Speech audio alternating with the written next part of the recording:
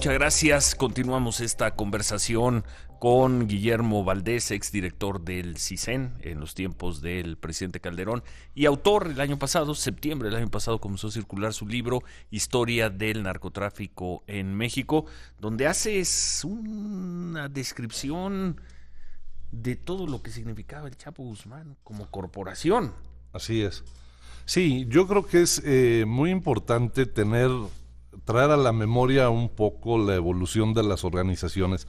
O sea, el Chapo Guzmán se había convertido en un símbolo y en una leyenda del narcotráfico en México, en parte por su fuga espectacular de la cárcel de Puente Grande en 2001, pero no solo por eso, sino que cuando él sale de la cárcel a principios del gobierno de Fox, el cártel de Sinaloa no era lo que es ahorita.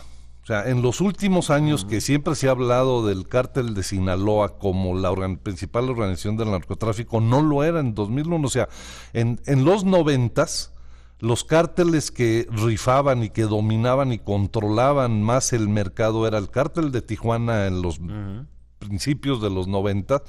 Luego después en 93, quien es la estrella ascendente del narcotráfico en México es Amado Carrillo. El cártel de Juárez. El cártel de Juárez.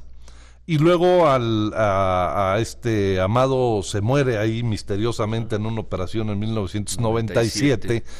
Y empieza en 98 el ascenso del cártel del Golfo con Osiel Cárdenas.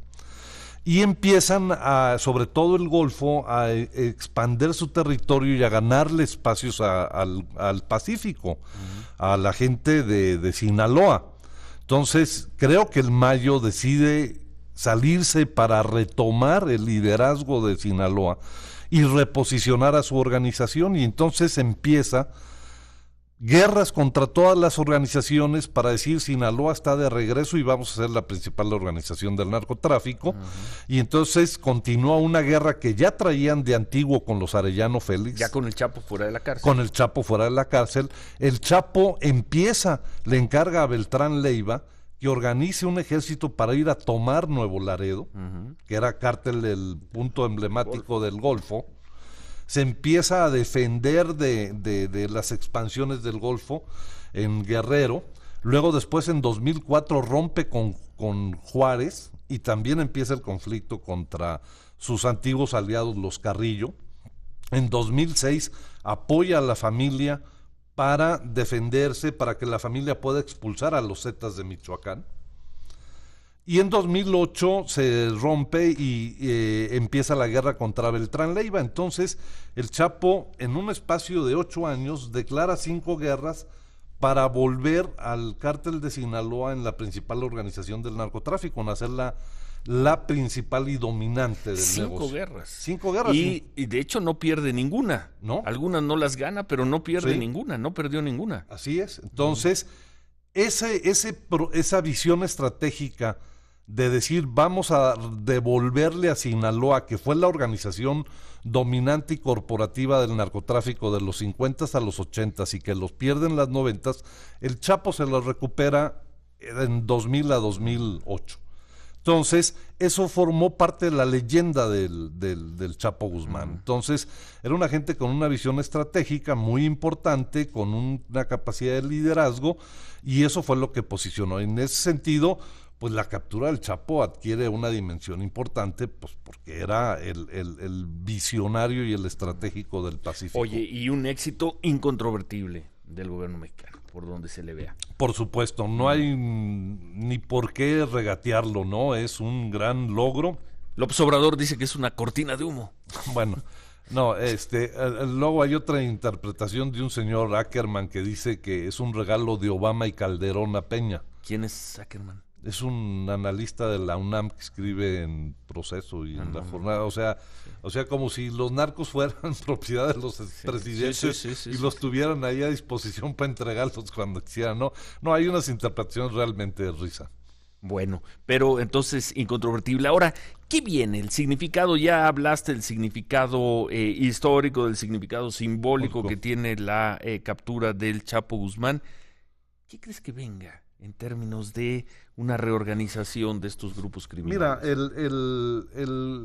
hay una interrogante. ¿Qué va a pasar en primer lugar con la organización de Sinaloa?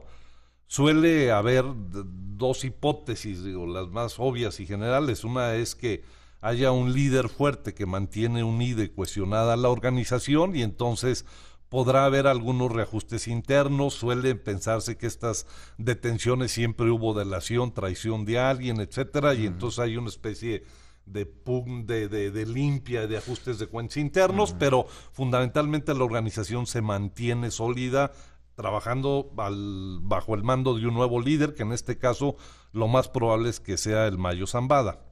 La otra hipótesis es que no esté tan unida la organización y que haya ya conflictos y signos de divisiones, que también hay indicios en ese sentido. Se empezó a especular que las detenciones de febrero de gente cercana al Mayo habían sido porque el Chapo los puso y que ya había fricciones entre ellos. Entonces, si esto es cierto, vamos a atestiguar en los próximos meses un conflicto fuerte al interior del cártel de Sinaloa y la probabilidad de que se fraccione y entonces empiece un proceso de debilitamiento de la organización como cártel nacional, digamos. Esos son los dos posibles hipótesis.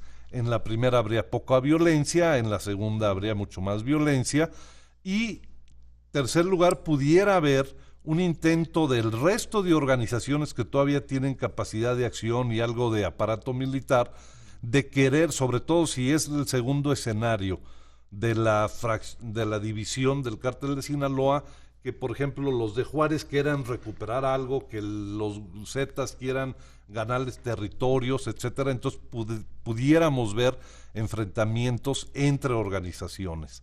Esos serían los posibles escenarios un poco en términos de violencia, y yo creo que visto en perspectiva un poco más amplia de lo que ha sido la lucha en estos 8 años contra las organizaciones, mientras menos fuerte, menos poderoso sea la organización de Sinaloa, es mejor para el Estado mexicano. En este sentido, aunque en el mediano plazo en el corto plazo pudiera ser implicar algo de violencia, es una opción mejor en el mediano plazo cárteles más pequeños, regionales, no fuertes, que el Estado tenga mayor capacidad de controlarlos y de eliminar los rasgos más violentos y agresivos. Pues lo veremos eso en los próximos meses, en los próximos años. Muchísimas gracias, Guillermo Valdés. Al contrario, Ciro. En fin, quedan muchas preguntas. El Estado mexicano tiene plena capacidad para mantener aislado al Chapo en el penal de Almoloya, por lo pronto. Sí, por supuesto. Nada de que otra vez va a volver va a tejer su red y se va a volver a salir en un carrito de la ropa. Esperemos que no. Yo creo que no. Muy difícil pensar que le vuelvan a abrir la puerta de una cárcel. Queda otra pregunta, Guillermo. Buscamos, de hecho, a la gente de la Comisión Nacional de los Derechos Humanos, porque es una pregunta que hay que hacer. Hubo una serie de detenciones desde el viernes 14, desde el jueves 13, viernes 14, de gente que ahora sabemos ligado al Chapo Guzmán. En los interrogatorios a estos detenidos, ¿hay presencia de las comisiones de derechos humanos o no? No. No la hay. Normalmente, hasta donde yo sé, no se pudieron haber cambiado el protocolo. Sí. Lo que sí hay es presencia, evidentemente, del Ministerio Público, y en los protocolos está muy claro, los teníamos presentes desde entonces, el tema de no abusar de ellos. O sea, no torturar. No torturar, eso está clarísimo, sí. Pero bueno, la velocidad con la que se ve que fueron soltando información la gente del Chapo Guzmán, pues fue muy alta. Sí, pero como tienen abogados y normalmente son muy buenos abogados y no puedes esconderlo, o sea, si les das de golpes, cualquier cosa, esos se enteran. Yo no veo que las detenciones fueron públicas, ¿no? Según tenemos detenido a fulano, mengano. Sí. Nadie estuvo varias horas desaparecido. Pero bueno, no hay derechos humanos, pero sí hay una instrucción de no torturar. Así es. Bueno, pues muchas gracias a Guillermo Valdés, y recordarles el libro de Guillermo. ¿En qué edición vaya? ¿Ya va en la segunda? Ya es la tercera reimpresión. La tercera reimpresión de Historia del Narcotráfico en México. Salió en septiembre. En septiembre del año pasado. En septiembre. Lo edita Editorial Aguilar. Editorial Aguilar. Ahí va usted a leer no las leyendas del Chapo Guzmán, no las crónicas del Chapo Guzmán, sino el seguimiento riguroso, académico, histórico, yo diría, de cómo surge toda la organización de la cual el Chapo Guzmán es parte, y también se puede leer ese libro en algunas páginas como una pequeña biografía del Chapo Guzmán. Muchas gracias. Gracias a ti, Ciro. Gracias a Guillermo Valdés, ex director del CISEN.